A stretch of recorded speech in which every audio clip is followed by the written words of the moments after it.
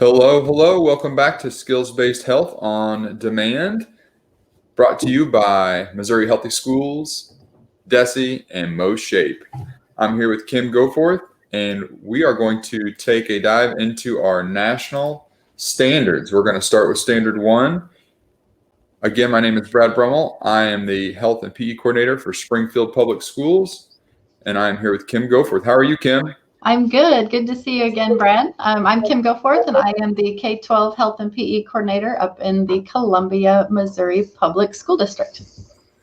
Yes, and like we said, we are going to really take some time to explore Standard 1 of the National Health Education Standards, and we're going to take you through that learning today. Kim, you want to go through our agenda? Yeah, you bet. Thank you. Today's session, we're going to focus on a quick overview of our national health standards as a whole. Then, like Brad said, we're going to get really gritty. We're going to dig into Standard 1, and we're going to do that through this big portion that we're going to talk about the difference between functional health information and functional health knowledge. So we're going to spend quite a bit of time there.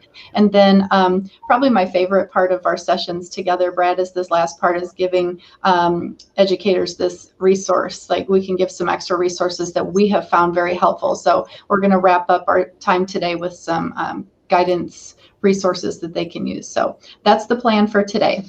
So we hope by watching this video that you'll be able to explain the components of Standard 1, like Kim said, to identify the difference between functional health information that students need to know in order to acquire that functional health knowledge to apply those health enhancing skills that we're all striving to achieve with our students, and then to be able to access those helpful guidance resources. So those are our learning objectives for today's learning. And just as always, we have a training guide prepared for you. So you can access that training guide just by clicking on the link in the description of the YouTube video. You can print that if you enjoy writing down your learning. I know it always helps me, but you can also download the PDF, and it's a fillable PDF, so you can type right in it and save it. Just don't forget to save it again, or you will lose what you've typed into that fillable PDF. So anyways, we are going to move forward with our overview for today. So again, Kim, I think just briefly, I wanted to mention that we're going to have these shorter videos to explore each standard. So today we're just exploring Standard 1. And so Kim's going to give you a quick overview of the National Health Education Standards as a whole before we dive into Standard 1. Right. Perfect. And although we're going to get pretty gritty in each one, I think it's just a nice reminder and a nice look at the overall, picture of our whole 8 national health standards. And so when we look at this slide right here, the overview, Standard 1 outlines this functional health knowledge that students need. And so, like I mentioned in the agenda, we will be getting there in this session. And so 1 is a little bit unique. And so we're going to spend some time today. And then standards 2 through 8 are the very specific health skills that we will dig into in each of our shorter training videos. But Standard 1, pretty unique. And so when we look at these 8 standards, each standard then is further broken down into performance indicators. And so that's going to show us those behaviors and outcomes that we want students to be doing. And so even in the performance indicators, they are further broken down by grade level, which I think helps our different grade spans, that we can get even more detailed on those behaviors. And so the grade spans are pre-K to 2, 3-5, 6-8, and then 9-12. And so this is the very high level view, but then it continues to get broken down. And so Brad's going to kind of walk us through here visually so you can see where to access this breakdown. Yeah, so to access these standards in the performance indicators, the best place to go is the CDC website right now until that ownership officially moves over to SHAPE. So right now, once you access the CDC website, which we have linked on the training guide, you can see that there are the different standards listed on the left. You can see the arrow pointing at Standard 1. When you click on that, it will take you to the performance indicators, and you can see that those grade spans that Kim mentioned, and then you can see the performance indicators numbered and identified underneath each grade span. And so we'll show you what the secondary performance indicators look like for Standard 1. I think it would be helpful if you just kind of skim through and explore these performance indicators before maybe we move forward in the video, just to familiarize yourself with them. We're not going to read through all of these because we want you to be able to explore these at your own pace. But we wanted to make sure you knew where these were and how to access them before we moved forward. Kim, any other takeaways for you when accessing these performance indicators or using these? No, I appreciate the visuals. I know when you first dig in, the CDC website's a little overwhelming, and so this breakdown in the visual is very helpful. So it's a lot of reading, but find your grade span and blow that out so you can really fine tune these behaviors. So thank you for the visuals, very helpful. Yeah, so let's dive into standard one, Kim. You can give us a breakdown? Yep, you bet. So standard one, I mentioned that's a little bit more unique than standards 2 through 8. And so the term is comprehend concepts, very general, very broad. And so the meat of this is that students will comprehend concepts related to health promotion and disease prevention to enhance health. And to me, that's why we're all in the business. That's why we're here. But I want to focus on the term concepts. And so as we develop this this shift to a skills-based curriculum, the word concept to me says content. And so we focus on moving from content-based to skill-based. And so this standard is talking about the importance of the content still. So we don't want to lose the content with all the skills focus in the next 7 standards. But I do think that the term concept is what I need to connect in my brain with the content. And so standard 1 is talking about this, what content and what concepts are students needing to get to our skills. And I think that's our overall goal. And so Brad will kind of take us through this health education goals. And so standard 1, I feel like is kind of paramount to reaching these goals. Brad, thoughts?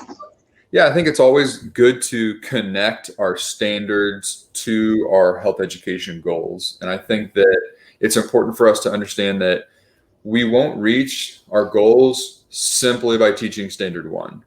We won't get to these goals simply by teaching standard 1, but it's important for us to understand that our students do need to understand and learn these concepts and information to be able to acquire that knowledge so that they can apply these skills that we're all shooting for. And so I just wanted us to take a moment to just connect how standard 1 is going to help us reach these goals. And I think it's hard for us to expect our students to practice these healthy behaviors if we don't provide them the concepts and the information first, and especially within context of the skills. I think that's important.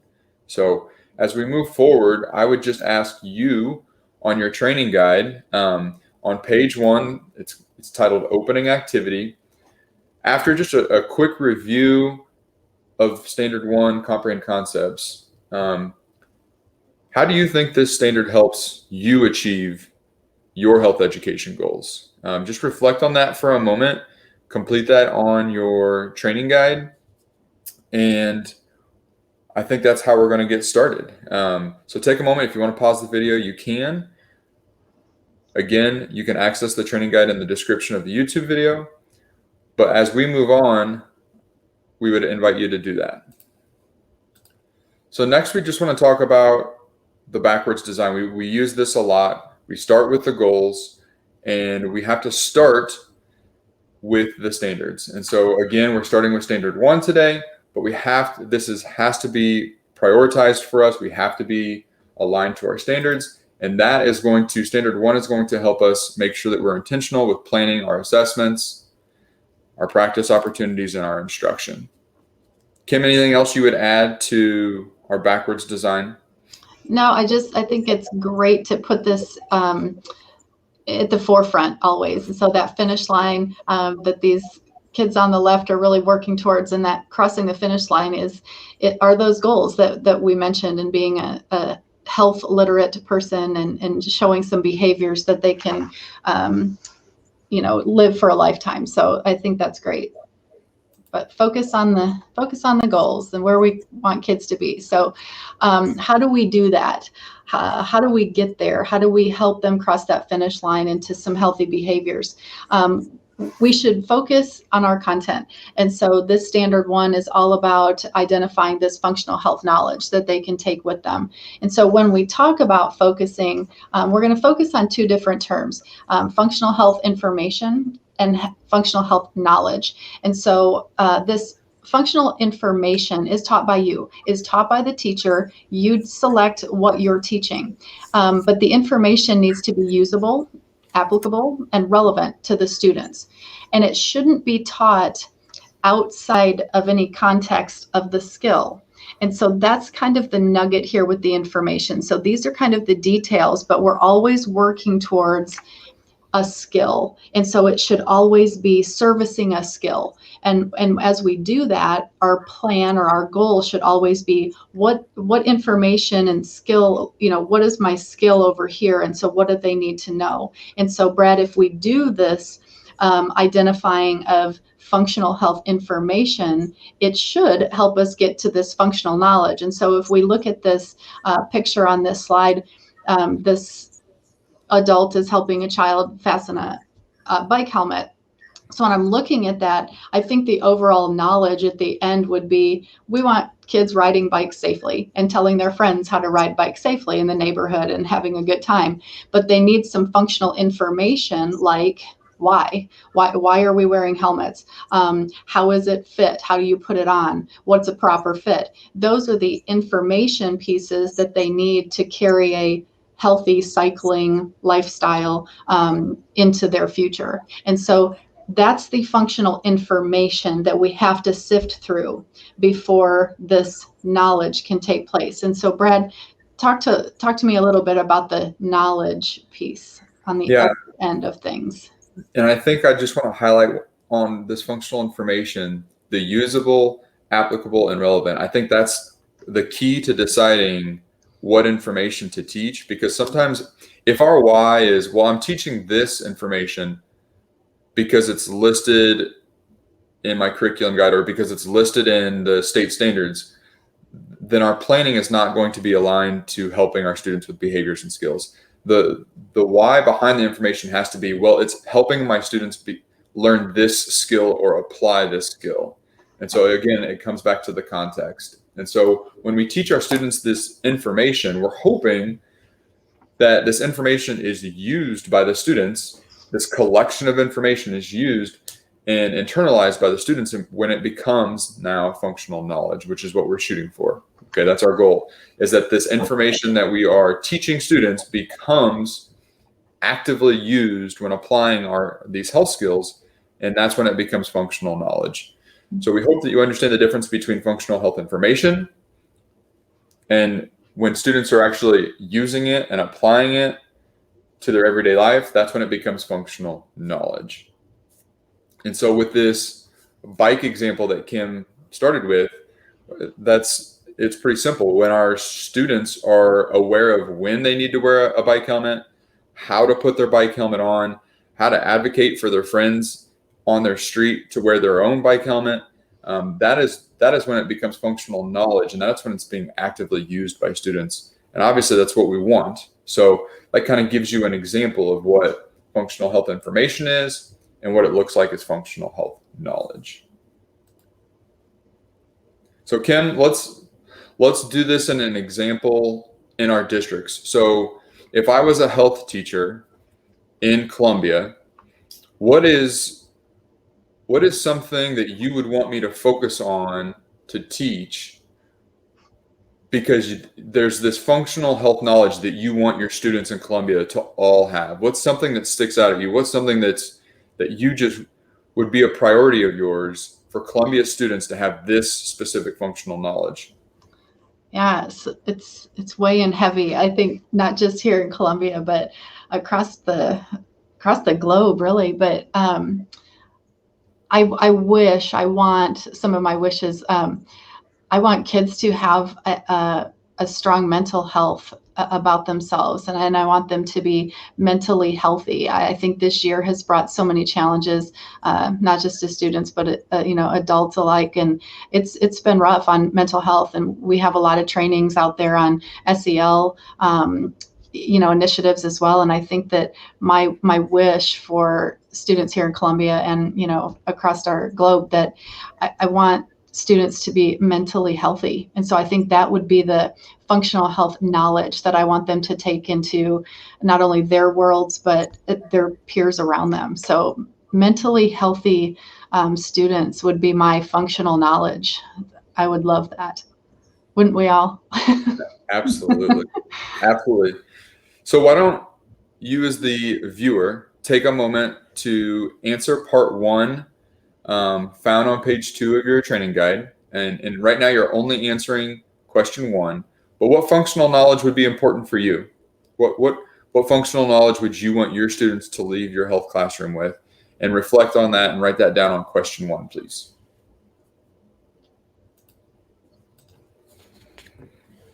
So now, Kim, let's consider and reflect on what information will your students need in Columbia to eventually apply and use that as functional knowledge. Sure, right, because mental health is a pretty big topic, but I would like to see students being able to practice their own stress management techniques, for example, knowing when they need to journal, maybe when they need some breathing techniques, meditation, things like that, maybe some communication skills to get that help that they need, knowing what resources are available here in the community. And so I think those are the very detailed skills and refusal skills if that's something weighing on them. So those are some examples of usable information that they would probably need to move forward. Great examples, Kim. So now we would invite the viewer to answer the same question on page 2 of their training guide. Answer question 2 now. What information will your students need to be able to eventually turn that into functional health knowledge that you answered from question 1? So take some time to do that, please. Great. So as we are listing the functional health information that our students need, it's important for us to be able to balance that information with the skill. It's also important for us to be able to prioritize, because time is always a factor. Instructional minutes are so precious. And so a lot of times we have this list of information we wished students would know to turn into knowledge, but we don't have time to teach that whole list. Mm-hmm. So we have to prioritize. We have to pick and choose. And it's important also that our students are having these minutes of practice opportunities to apply these skills as well. And so we can't spend all of our minutes on teaching information. We have to provide minutes for practice opportunities. And so it's important for us to use this 2/3, 1/3 analogy with baking to kind of help us get that balance. And as you're doing that, we feel like these 2 questions are really important to consider when trying to decide what to prioritize. So first, will negative health outcomes occur if my students are not presented with this specific information? Or will students actively use it to benefit their health or the health of those around them? So Kim, in your example with mental health, I know that you mentioned brain anatomy as one information that you could teach students during a mental health lesson. Mm-hmm. Answering that first question, do you think if you didn't teach brain anatomy, do you think negative health outcomes would occur? Right. No, I don't. But that's a pretty typical classic way to introduce the mental health unit, right? I mean, I think I've probably taught it myself that way. But when I am asked that question, no. Knowing what the frontal lobe does or coloring it a different color on a coloring page wouldn't produce any negative outcome for students. And so I would really have to question, is that activity where I need to spend my time, because time is precious, like you said. So probably not. No, I'm going to go with no, Brad. So the health triangle is always Mhm. taught in Springfield. I know it's taught. It's a great lesson. Yeah. How would you react to these two questions when considering the health triangle? Right. We always want to make that connection, the total wellness. That's a tricky one because we do want students to find connections, but it really would depend on how that was taught. If it's tied to a skill, then perhaps, but that's a tricky one. I could argue both sides, but I have to know the how, like how that triangle was really being brought into the context of a skill. So I'd have to really look at that. But you're right, that's always brought into every unit, which it's powerful. It's great, but I'd look at the how before I Okay. could answer. So great example. So it's good for us to know that there's not always a clear answer, and Right. it comes down to trying to evaluate: are students going to use this? Are my students able to relate to it? And are there practice opportunities with this information? So I think the last thing I'll ask you, Kim, is you mentioned coping strategies or breathing techniques. Mm-hmm. How would you respond to these two questions related to that? I feel a little bit better about this one. I do feel that there would be some negative health outcomes if they couldn't find some of those strategies. And I do think that on the actively using, I think that's the epitome of what we would want them to be actively doing and engaging in. So I feel like that would be a piece that I would need to leave in my lessons because that's what we're doing here. So I feel like that's a solid yes from me on that one. So I do feel like that would be a keeper in that lesson for sure. Well, thanks for talking us through that example of mental health. And I hope that we have shown you how these two questions can help you find the balance and prioritize. Mm-hmm. And now we would invite you to use these two questions on your training guide to find that balance. I know you just listed prior to this in the training guide a list of information that you would want your students to learn. Use that list and use these two questions. Highlight or circle something that maybe you need to prioritize. Cross off something that maybe wouldn't result in a negative health outcome or something that wouldn't be used. But take a moment to complete this part 2, finding the right balance, found on page 2 of your training guide. Great. Okay, Brad, you walked me through a great example. And it's one that I'm very passionate about, one that I think a lot of health educators are.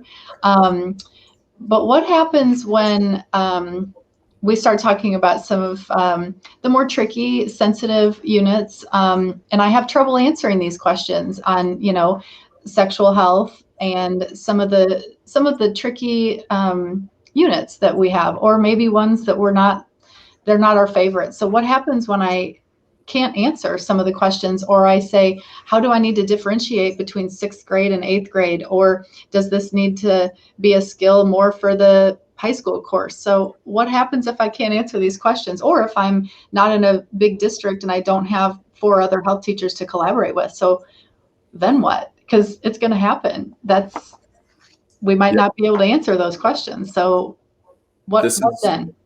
Yeah, what then? So first off, health teachers that are watching this, you've probably felt that way before. You've probably felt like, man, I don't know what information to prioritize. You're short on time, but you're not exactly sure what to prioritize. That's normal. That happens to all of us. Even the bigger districts that have me or Kim that are helping with curriculum guides, it's hard for us at times to prioritize which unit should be taught, what information should be taught within this skill. And so that is when me and Kim would lean on some guidance resources. And that's where we're going to take you next. Because without these guidance resources, it would be extremely difficult to know which information to teach and which information to prioritize. And ultimately, we always go back to our students, and we put our students first. So you as a teacher will will hopefully have a good idea of certain information and certain skills that your students need that are unique to your site and your community. And that's got to be the top priority. But when we get past that, next, we would want to make sure that we are using these guidance resources to help us be more intentional. And so as we go into this next slide, we're going to start off talking about the HECAT.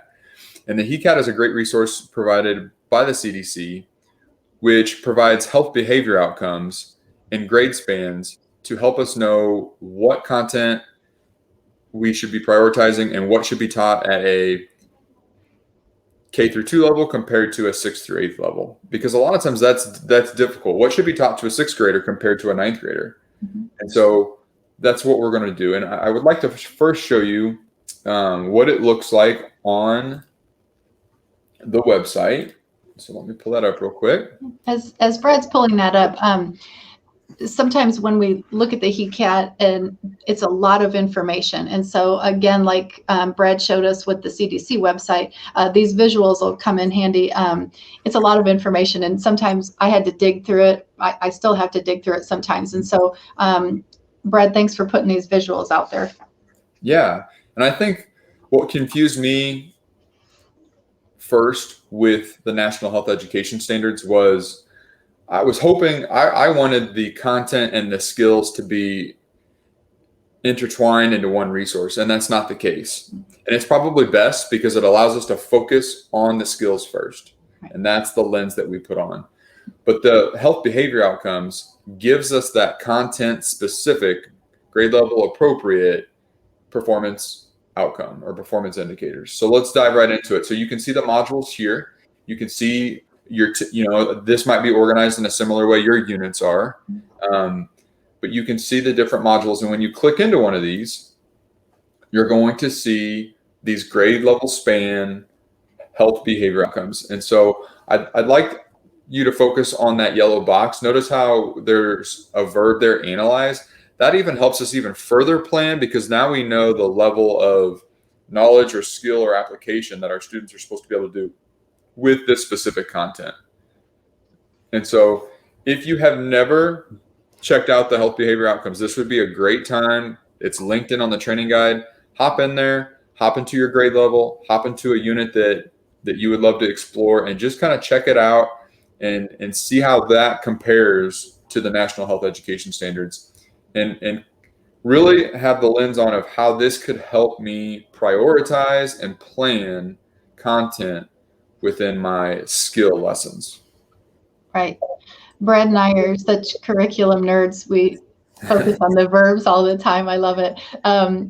So that kind of leads us into our other guidance resources, that when we look at those verbs, that's what the students are doing. And so when we focus back to our DESE standards here, our grade level expectations, again, focus on those verbs. I think we've been real sold on the content, but again, looking at the verbs with the HECAT outcomes versus our grade level expectations, focus on the verb again. So Brad, we got to put that plug in for us curriculum geeks over here. So we are still beholden to our state standards, and so that's another resource that we can really fine tune. And then these other state legislation mandates that we have regarding CPR, and then our CSA stuff that is coming. And again, those are pretty tricky. Those are those sensitive topics that we can still battle through together, but focusing on the to-dos, like always put that lens of what skill am I really focusing on? So those are two big ones that we still are beholden to here in Missouri. And then when we look at data, like using some data resources to guide our focus and to prioritize, I think the YRBSS is a good one to look at student data, and always look at your school data. I know there's survey after survey every year, right, in education. And so use this data to drive what we are doing with our prioritizing. And then community data. I know community health departments have been very active with our schools this year, just working through COVID. And so let's use some of their data to get our kids what they need. And so these are some resources that I think, for your community would be very helpful to help guide your prioritizing for this standard one. So just to review, if you need guidance on health content and information, you have the HECAT, health behavior outcomes, you have state standards, you have state mandates or school board policy, and you have student data. And student data can really help you decide where you maybe need to prioritize. And it's a great resource to check out if you can get a hold of that Missouri Student Survey. So next, we would invite you to go back to your training guide, complete the reflection questions for Standard 1. These will be located on page 3 of your training guide. And there are 3 questions here for you to complete just to kind of help reflect and to kind of hopefully just focus on what are your next steps related to Standard 1. Very good. And we would love to have your ears again. We've got several other sessions out there regarding this transition to more of a skills-based health education. And so there is a series on why behind the skills-based health education and then making the shift. And then there will be 6 videos on instructional strategies on how to practice those skills. And then right now you are listening to the first one into diving into the national health standards. And so each one will be focused on, and so this is comprehend concepts. And we thank you for joining us today. It's been a pleasure. And Brad, you can wrap us up. Thanks for sticking around and watching. We hope that you are able to take something away related to Standard 1, and we can't wait for you to join us for another standard. See ya.